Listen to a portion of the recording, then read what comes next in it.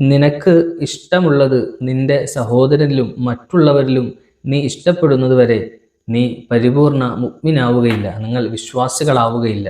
ഈ ഹദീസിന്റെ ഒരാശയം, നീ എന്തെല്ലാം നിനക്ക് ലഭിക്കണമെന്ന് അല്ലെങ്കിൽ നിനക്ക് എന്തെല്ലാം ഉയർച്ചകൾ കിട്ടണമെന്ന് ആഗ്രഹിക്കുന്നുണ്ടോ അതെല്ലാം മറ്റുള്ളവരിലും നിന്റെ സഹോദരനിലും ലഭിക്കണമെന്ന് നീ ആഗ്രഹിക്കണം.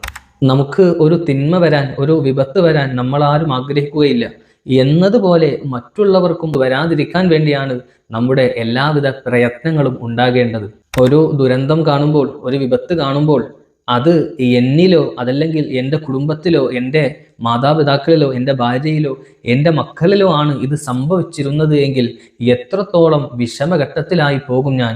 ഈ ഒരു വിഷമമായ സാഹചര്യം മറ്റുള്ളവൻ്റെ ദുരന്തം കാണുമ്പോഴും നമ്മളിൽ ഉണ്ടായിരിക്കണം, പ്രതിഫലിക്കണം. നിനക്ക് ഇഷ്ടമല്ലാത്ത ഒരു പ്രവൃത്തി നീ മറ്റുള്ളവരിൽ ഒരിക്കലും പ്രവർത്തിക്കരുത്. സോഷ്യൽ മീഡിയ പ്ലാറ്റ്ഫോമുകളിലൂടെ എത്രയെത്ര വ്യക്തിത്വങ്ങളെയാണ് ഒരു വിരൽ തുമ്പിലൂടെ അല്ലെങ്കിൽ സംസാരത്തിലൂടെ, മെസ്സേജിലൂടെ നാം വിഷമിപ്പിച്ചുകൊണ്ടിരിക്കുന്നത്. ഈ കഴിഞ്ഞ ദിവസം വർക്കലയിൽ നടന്ന ഒരു സംഭവം നാം എല്ലാവരും കണ്ടവരാണ്.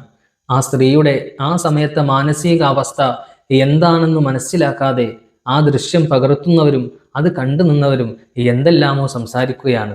ഒരു നിമിഷം ആ സ്ത്രീയുടെ സ്ഥാനത്ത് അതെൻ്റെ ഭാര്യയായിരുന്നെങ്കിൽ, എൻ്റെ മകളായിരുന്നെങ്കിൽ, എൻ്റെ ഉമ്മയോ എൻ്റെ അമ്മയോ ആയിരുന്നുവെങ്കിൽ, ഒരു നിമിഷം ചിന്തിച്ചിരുന്നുവെങ്കിൽ ആ സഹോദരിയുടെ കുടുംബക്കാർ ആ വീഡിയോ കാണുമ്പോൾ, ആ ദൃശ്യങ്ങൾ കാണുമ്പോൾ അവരുടെ മനസ്സ് എത്രമാത്രം വേദനിക്കുന്നുണ്ടാകും.